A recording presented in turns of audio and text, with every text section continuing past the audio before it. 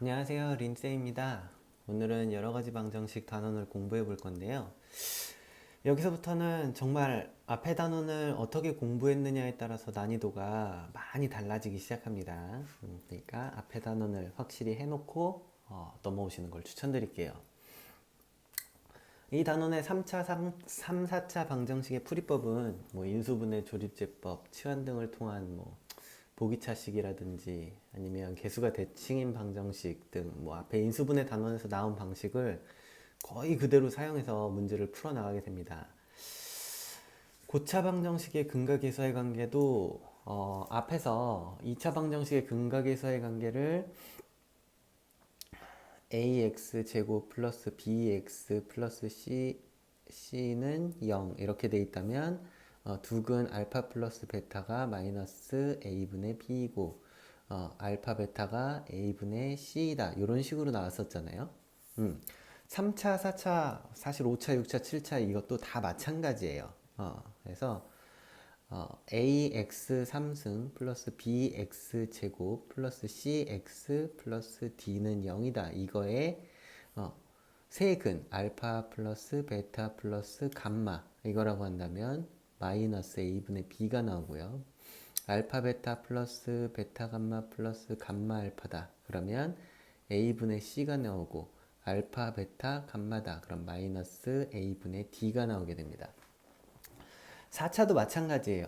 근을 하나씩 더한 거는 다 마이너스 a분의 b. 근을 다 두 개씩 곱해서 더한 건 a분의 c. 세 개씩 곱한 게 마이너스 a분의 d.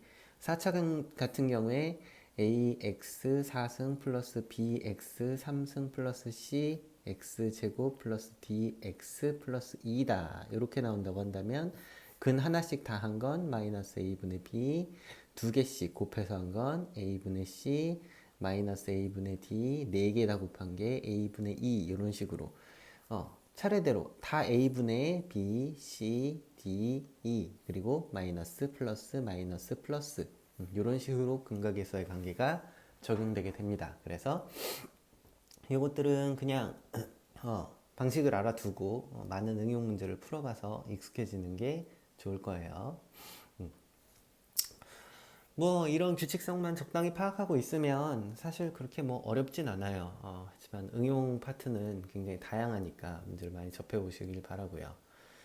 뭐 앞에 단원을 제대로 공부해 놓았다면 뭐 숟가락 하나 얹겠습니다 수준에서 끝나지만 뭐 아니라면 굉장히 복잡해져요. 그러니까 앞 단원을 확실히 해두는 게 좋겠죠. 그리고 또 다음에 나오는 것들 막 복소수랑 2차 방정식의 켤레에 대해서 잘 공부를 해뒀다면 3차의 켤레근도 뭐 어려운 수준은 아니에요. 기본적으로 2차의 켤레근이 뭐 개수가 유리수다. 그러면 a 플러스 b 루트 c가 하나의 근이면 a 마이너스 b 루트 c도 하나의 근이고 개수가 실수다. 그러면 a 플러스 bi가 근일 때 a 마이너스 bi도 근으로 켤레근으로 가지게 된다. 이런 게 있었죠. 그런데 이거는 어디서도 적용되느냐? 3차, 4차 이런 데서 다 적용이 돼요. 그래서 이런 거 참고해 두시면 될 것 같고요. 그 다음에 이제 오메가 유형이 조금 어려워하는 학생들이 있는데 오메가는 사실 인수분해보다는 대입을 통한 다양한 활용이 어려운 건데 방식 자체는 앞에 단원에서 반복 수준이에요. 그래서 이론보다는 요거에 대해서는 이따 유형편에서 조금 더 자세히 다뤄보도록 할게요. 자, 그러면 이 여러 가지 방정식 단원에서 중점적으로 좀 숙지를 해야 되는 게 뭐가 있냐? 그러면 이건 사실 연립방정식 파트가 오히려 좀 중점적으로 둬야 되지 않을까라고 좀 생각을 해요. 여기는 좀 다른 게 경험치를 좀 필요로 하는 부분이 많아요. 그래서 여러 가지 유형들을 다 파악을 하고 있는 게 좋아요. 왜냐하면 유형에 따라서 풀이법 자체가 많이 바뀌어요. 그래서 1차와 2차가 나오는 경우, 2차와 2차가 나오는 경우 이게 가장 대표적인 얘긴 한데 1차와 2차가 나오는 경우는 1차식을 대체로 정리를 해서 2차식에 대입을 해서 한 문자로 정리해서 문제를 푼다. 이런 방식이 많고요. 2차식 같은 경우에는 2차끼리 있는 경우에는 어, 방법이 여러 가지가 있어요. 2차항을 서로 소거를 하는 경우가 있고요. 그리고 한 2차식을 인수분해를 통해서 두 개의 1차식을 만들어 가지고 그 1차식에서 나온 일종의 관계식을 다른 하나의 식에 위의 것처럼 대입을 해서 문제를 푼다든지 아니면 뭐 치환을 한다든지 아니면 양쪽 다 인수분해를 한다든지 뭐 아니면 뭐 하여간 여러 가지 해법이 존재하므로 좀 다양한 유형이 존재하는 만큼 당하지 않도록 가급적 많은 경우를 접해보시길 되게 추천드리는 편이에요. 그래서 이것도 유형편에서 여러 가지로 한번 다뤄보도록 하죠. 그리고 이제 부정방정식 파트가 있는데 부정방정식은 사실 뒤에 그렇게 자주 쓰이는 편은 아니지만 가끔 고2, 고3 학생들한테도 함정 문제로 등장하는 경우가 종종 있어요. 참고를 하시고 인수분해도 잘 안 되고 딱히 적용되는 공식도 없고 뭔가 난감할 경우에는 조건을 다시 좀 잘 살펴보고 부정방정식을 의심해 볼 수 있는 수준으로는 인식을 하고 있어야 합니다. 고1 학생들은 좀 열심히 해두는 게 좋아요.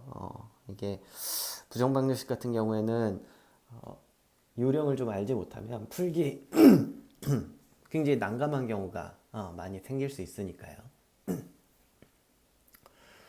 자, 뭐 조건이 주어지는데 x, y가 뭐 정수다, 자연수다, 뭐 이런 식으로 주어지는 경우에는 사실 좀 노가다성이 있어요. 그래서 인수분해를 좀 한 다음에 이거는 어떤 숫자다 그러면 여기다도 대입, 여기다도 대입을 해서 이게 나오는 숫자들의 순서상을 찾아주는 방식으로 문제를 풀 수 있어야 하고요. 실수일 경우에는 x, y가 다 실수다 이럴 경우에는 대부분이 완전제곱식의 형태로 인수분해를 해서 이거는 0 이런 꼴로 해가지고 근을 구한다든지 아니면 실근을 가진다 이런 조건에 의해서 뭐 판별식을 쓴다든지 이런 방식으로 문제를 풀게 나오는 정도. 그런데 사실 이미 이전에 배운 것들을 활용하게 만드는 거 그런 걸 뭐 연습시키는 단원이라 딱히 뭐 수업을 한다든지 새로운 걸 배운다든지 하는 내용은 거의 없고요. 유형편에서 이런저런 유형들을 보는데 더 집중해 보도록 할게요. 여러 가지 방정식 파트 수업은 이렇게 간단하게 마치도록 하고 그럼 유형편에서 또 봐요. 안녕.